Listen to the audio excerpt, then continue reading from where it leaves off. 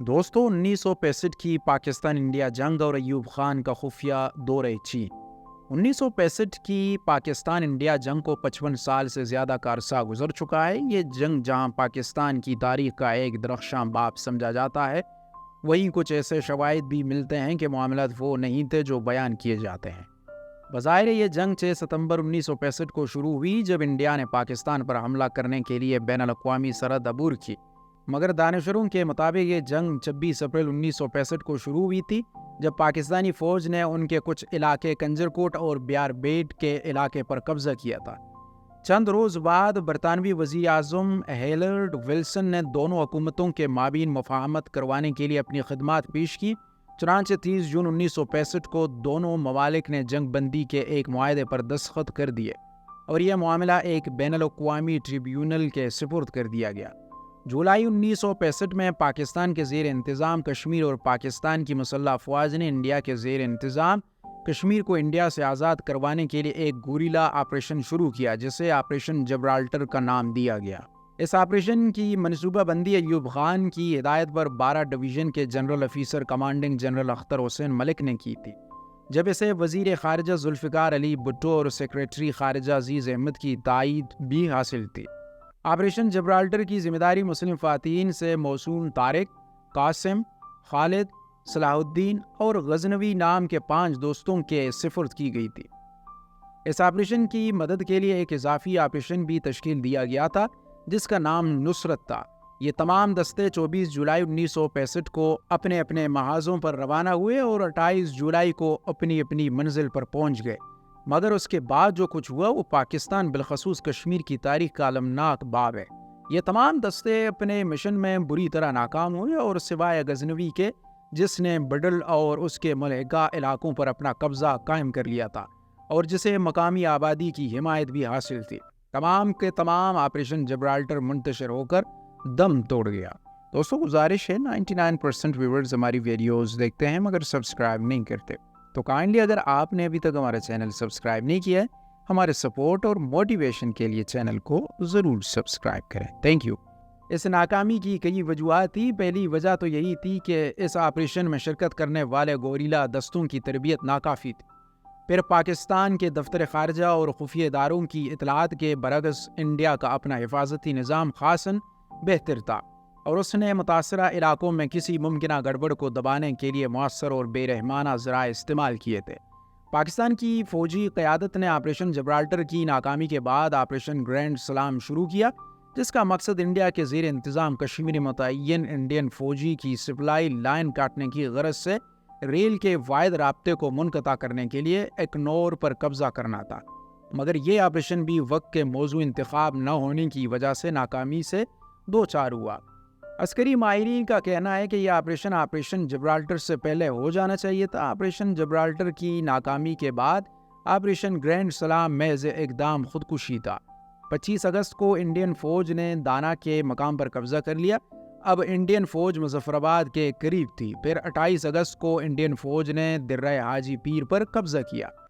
اس وقت army chief general موسیٰ کا پیمانہ صبر لبریز ہو گیا اور وہ انتہائی کرب کے عالم میں وزیر خارجہ ذوالفقار علی بھٹو کے پاس پہنچے اور کہا کہ میرے جوانوں کے پاس لڑنے کے لیے پتھروں کے سوا کچھ بھی نہیں ہے۔ 6 ستمبر 1965 کو انڈیا نے بین الاقوامی سرحد عبور کر لی، جس کی اطلاع ایوب خان کو صبح 4 بجے کے قریب ملی۔ اس کے بعد انڈیا اور پاکستان کے درمیان جنگ کا باقاعدہ آغاز ہو گیا۔ پاکستان کے کچھ علاقے انڈیا کے اور انڈیا کے کچھ علاقے پاکستان کے قبضے میں آ گئے۔ 11 ستمبر 1965 کو سیکریٹری دفاع نذیر احمد نے جنرل ایوب کو بتایا کہ بعض ممالک نے پاکستان کو اسلحہ دینے سے انکار کر دیا ہے۔ 15 ستمبر کو امریکی صدر جانسن سے امن کی درخواست کی۔ اسی دن انڈیا نے بھی سلامتی کونسل میں بیان دیا کہ ہم جنگ بندی کرنے کے لیے تیار ہیں، مگر جنگ جاری رہی۔ 17 ستمبر کو چین نے ایک بیان جاری کیا جس میں انڈیا سے کہا گیا کہ وہ مسئلہ کشمیر کو کشمیری عوام کی خواہشات کے مطابق حل کرے۔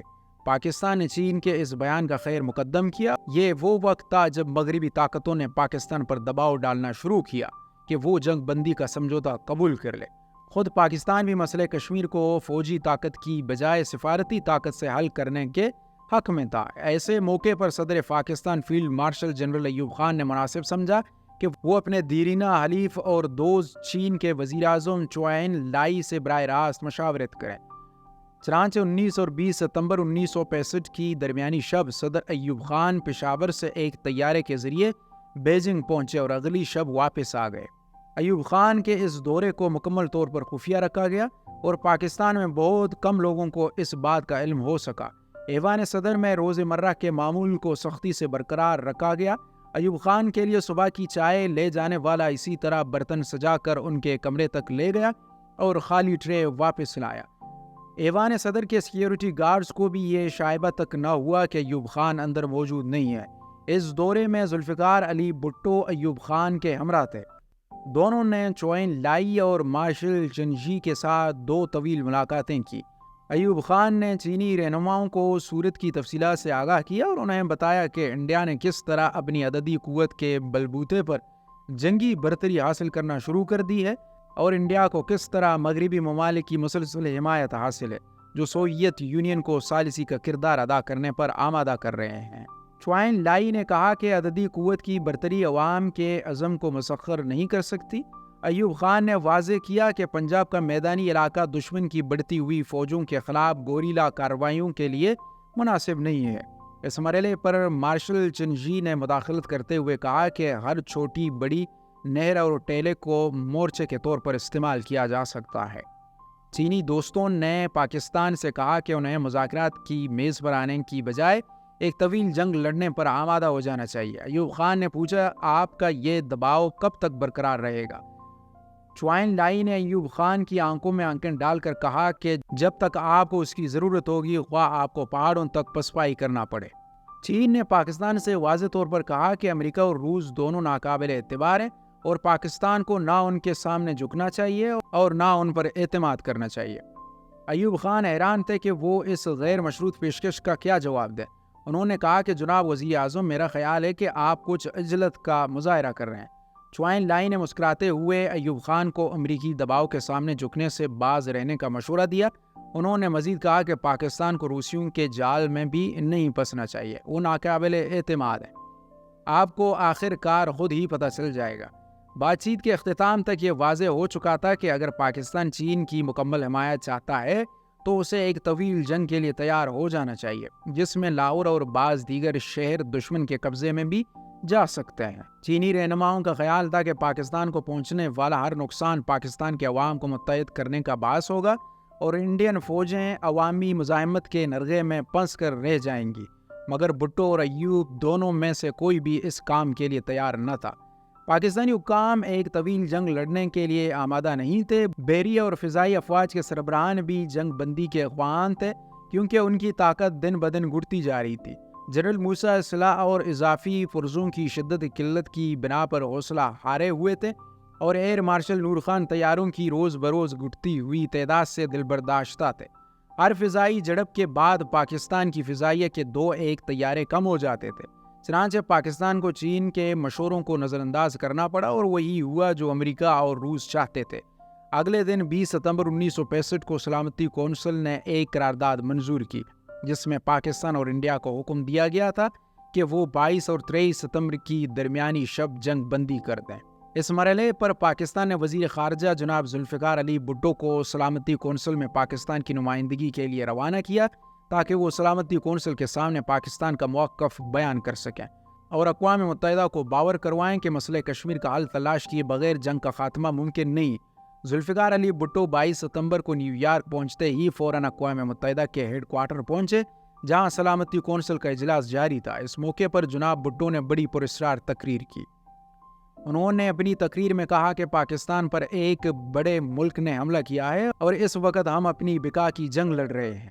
انہوں نے اعلان کیا کہ اپنی بقا کی خاطر اگر ہمیں انڈیا سے 1000 سال تک لڑنا پڑا تو ہم لڑیں گے۔ ابھی ان کی تقریر جاری تھی کہ اسی دوران انہیں صدر ایوب خان کا ایک تار لا کر دیا گیا۔ اس تار میں صدر ایوب خان نے اقوام متحدہ کی جنگ بندی کی قرارداد منظور کرنے پر آمادگی کا اظہار کیا تھا۔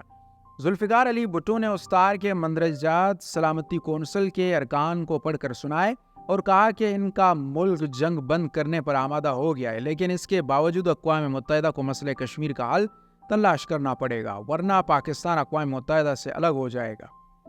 इस जंग के दौरान ही सोवियत यूनियन ने पाकिस्तान और इंडिया दोनों को एक पुरअमन मुआहदे का बंदोबस्त करने के लिए अपनी खिदमत पेश की।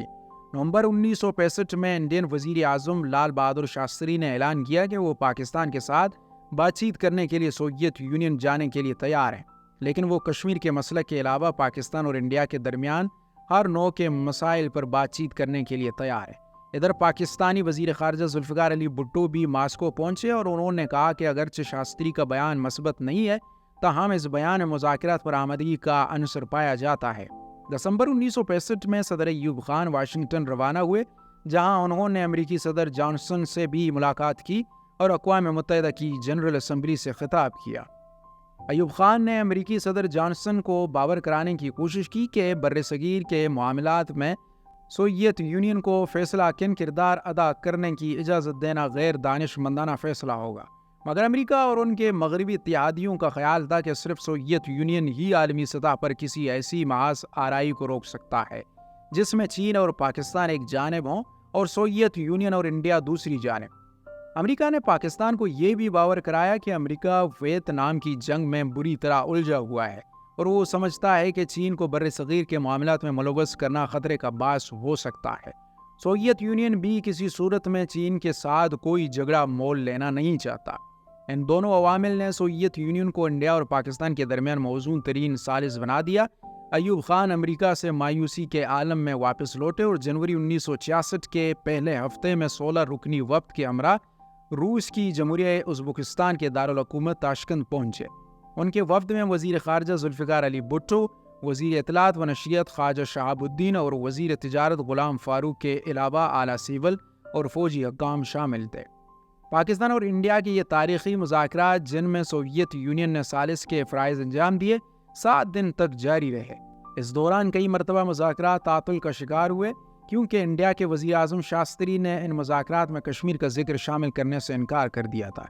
इनके नज़दीक ये मसला तयशुदा था और ये मुज़ाकरात सिर्फ इन मसाइल को हल करने के लिए हो रहे थे जो हालिया जंग से पैदा हुए थे। पाकिस्तानी वफ्द का ख्याल था कि ऐसे हालात में ये मुज़ाकरात बेमकसद होंगे और पाकिस्तानी वफ्द को कोई मुआहदा किए बगैर वापस लौट जाना चाहिए। मगर मुज़ाकरात के आखिरी अय्याम में सोवियत वज़ीर आज़म कोसिजिन ने सदर अय्यूब खान से मुसलसल कई मुलाकातें की और उन्हें इंडिया के साथ किसी न किसी समझौते पर पहुंचने पर रजामंद कर लिया। यूं 10 जनवरी 1966 को सदर अय्यूब खान और वज़ीर आज़म शास्त्री ने मुआहदा ताशकंद पर अपने दस्तखत सब्त कर दिए। इस मुआहदे के तहत तय पाया कि दोनों ममालिक की मुसल्लह अफवाज अगले 1.5 माह में 5 अगस्त 1965 से पहले वाली पोजीशन पर वापस चली जाएंगी और दोनों ममालिक मसले कश्मीर को अक़वाम मुत्तहिदा के मंशूर पर पाबंद रहते हुए बाहमी मुज़ाकरात की बुनियाद पर हल कर देंगे। मुआहदा ताशकंद पर दस्तखत सदर अय्यूब खान की सियासी ज़िंदगी का सबसे गलत फैसला साबित हुए। यही वो मुआहदा था जिसकी बिना पर पाकिस्तानी अवाम में उनके खिलाफ गम और गुस्सा की लहर पैदा हुई और बिलाखिर अय्यूब खान को अपना ओहदा छोड़ना पड़ा। पाकिस्तानी अवाम का आज तक यही ख्याल है कि पाकिस्तान ने मसले कश्मीर को ताशकंद की सरजमीन पर हमेशा के लिए दफन कर दिया और वो जंग जो खुद हुकूमती दावों के मुताबिक मैदान में जीती जा चुकी थी, मुआहदे की मेज़ पर हार दी गई। दोस्तों, आज की वीडियो यही तक थी। अपनी कीमती राय का इज़हार कमेंट सेक्शन में ज़रूर कीजिएगा। मिलते हैं एक नई और इंटरेस्टिंग वीडियो के साथ। तब तक के लिए keep smiling and keep supporting us.